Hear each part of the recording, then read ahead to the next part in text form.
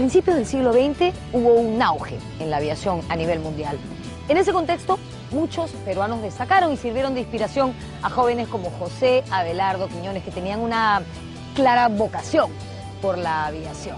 Entre estos pioneros podemos hablar de Jorge Chávez, de Carlos Tenó, del norteamericano residente en el Perú, Elmer Faucett, y por supuesto de Juan Bielo-Busick, que llegó a combatir por Francia en la Primera Guerra Mundial.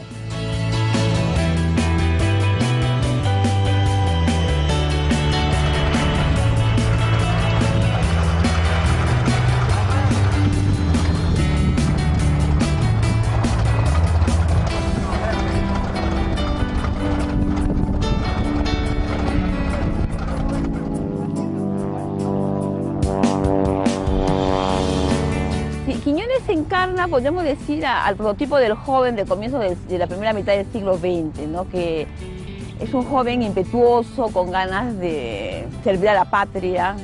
El Perú está, diríamos, en una buena etapa económicamente hablando.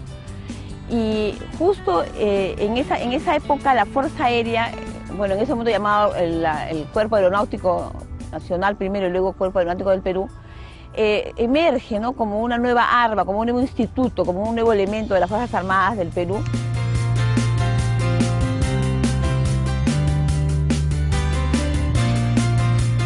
En 1923, durante el gobierno de Augusto B. Leguía, se había creado el Centro de Aviación Militar de Las Palmas, en Surco, más tarde llamado Escuela de Oficiales de la Fuerza Aérea del Perú.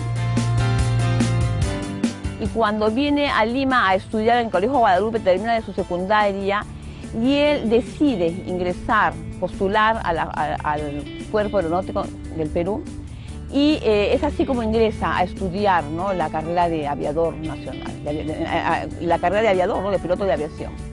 Y ingresa a Las Palmas y ahí lo vamos a encontrar ya iniciando su vida aeronáutica.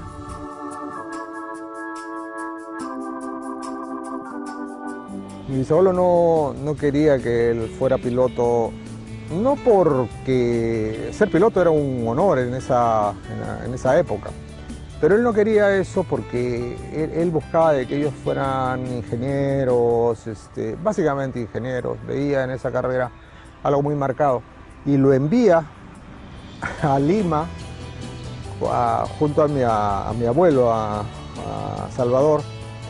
Lo envía a Lima a postular a la UNI para que tenga la carrera de ingeniería.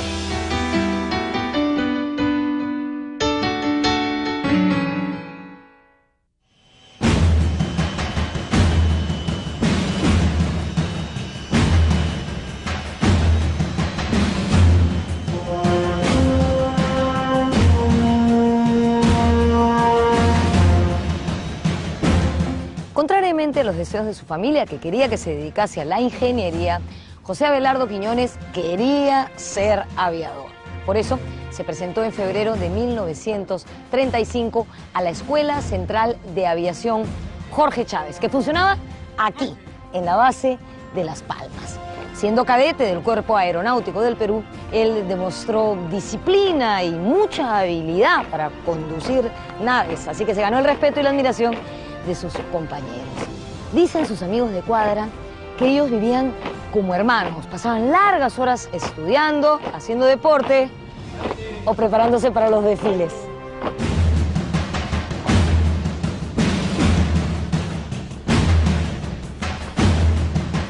Él era un piloto nato, lo demuestra en su ingreso en la Escuela Central de Aviación Jorge Chávez, al realizar prácticamente un récord en vuelo solo, o sea, pilotando prácticamente sin la asistencia de un piloto, él prácticamente dominando la nave.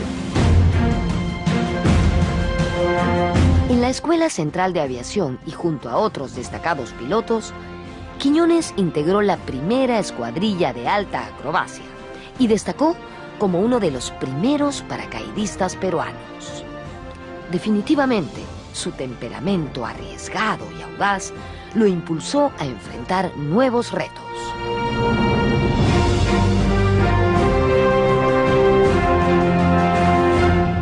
Cuando él ya se está formando como piloto en el Cuerpo Aéreo del Perú, él va a formar parte del primer grupo de paracaidistas que tiene el país.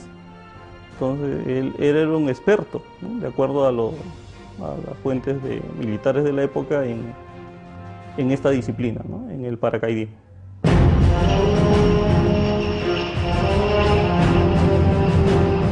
Estuvo inmerso en diferentes tipos de esquemas. Participó del pool de haces acrobáticos, Cuerpo Aeronáutico del Perú, fue oficial del primer vuelo de paracaidismo colectivo en Sudamérica, que se realizó en Arequipa y en Lima. Quiñones egresó de la Escuela Central de Aviación con el grado de alférez de aeronáutica el 21 de enero de 1939. Se hizo acreedor al prestigioso premio Ala de Oro por ser el mejor piloto de caza de su promoción. Claro, él va a integrar la promoción Comandante CAT José Ragús, que es un paradigma también, ¿no? En cuanto a pionero de la aeronáutica y de lo que podría ser el Cuerpo Aeronáutico del Perú, ¿no? Va a ser uno de los grandes pioneros y esos paradigmas que tiene, muchos que tiene la Fuerza Aérea, ¿no? Nacional.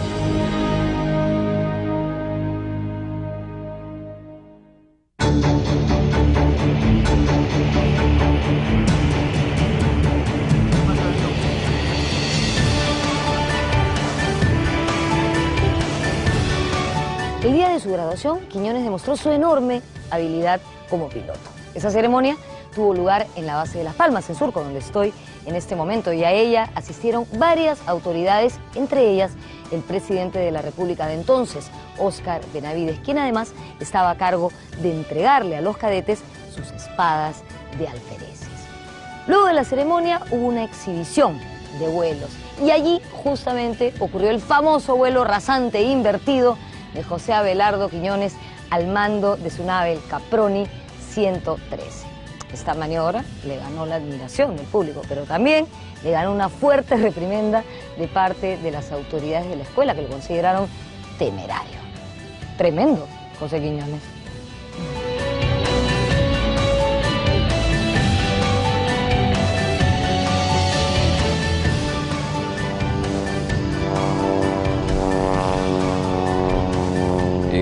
En la fecha de su graduación, él hizo un vuelo de demostración como parte del ceremonial que ese día se llevaba a cabo en Las Palmas. Y hizo un vuelo invertido con el avión que estaba haciendo la presentación. Se calcula que estaba a 1 metro del suelo y eso fue lo que causó toda la impresión que llevamos de él, todos los aviadores de nuestra Fuerza Aérea.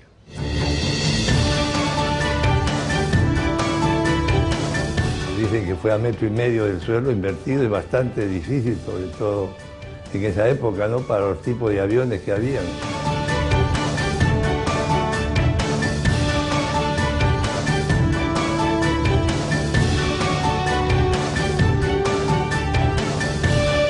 Y que lógicamente a los superiores en ese momento no les hizo alguna gracia de que pudiera haber habido alguna desgracia de la que fuera, y hubiera sucedido pues un magnicidio, ¿no? Hubiera muerto el presidente, los ministros y todas las autoridades. Pero lo hizo tan bien que una vez que aterrizó, toda la multitud se acercó y lo levantó en hombros y lo llevó. Pero lo que pocos saben es que lo llevaron, pero lo llevaron un ratito a meditar hasta que comprendieron que Quiñones era así.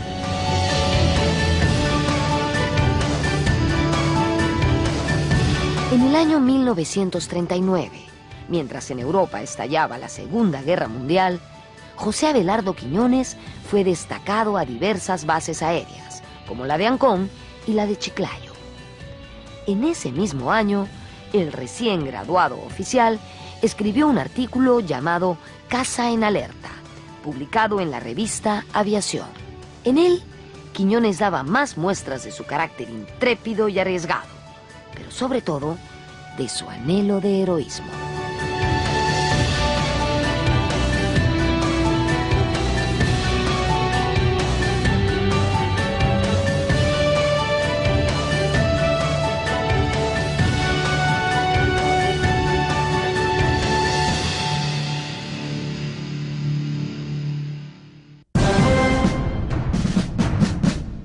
En 1940, nuestra frontera norte entró en alerta.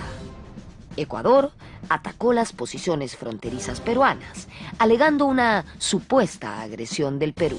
Los problemas limítrofes entre el Perú y el Ecuador tenían sus orígenes en época virreinal y durante el siglo XIX habían desembocado en guerras.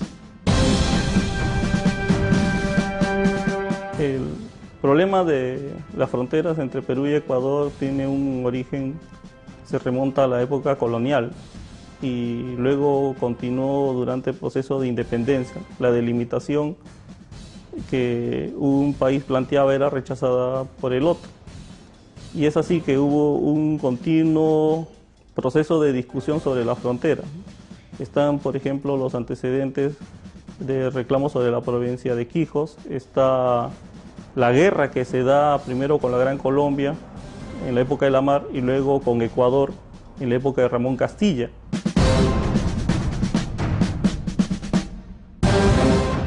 Fracasados los intentos diplomáticos, los ejércitos de ambos países se movilizaron. El conflicto desencadenó enfrentamientos terrestres, marítimos y aéreos, que alcanzaron su punto más álgido en julio de 1941. Desde enero de ese año, Quiñones era teniente del Cuerpo Aeronáutico del Perú y estaba destacado en la base aérea de Chiclayo. En ese contexto, le encargaron diversas misiones de reconocimiento en el mismo teatro de operaciones de la guerra. De esta manera, logró tomar fotografías aéreas del frente ecuatoriano, que sirvieron para detectar una gran concentración de tropas enemigas en la zona. El valiente piloto tuvo ocasión de entablar combate con una embarcación de la Armada ecuatoriana. Quiñones había sido enviado a la zona norte del país. Él forma parte de la escuadra que tienen como base la zona de Chiclayo y en ese cargo ya pues es enviado a la frontera, ¿no? Él participa ya directamente en el conflicto en una acción donde se ataca al barco ecuatoriano Atahualpa. Los registros ecuatorianos resaltan mucho esta acción, ¿no?, como parte de la guerra que se da el año 41.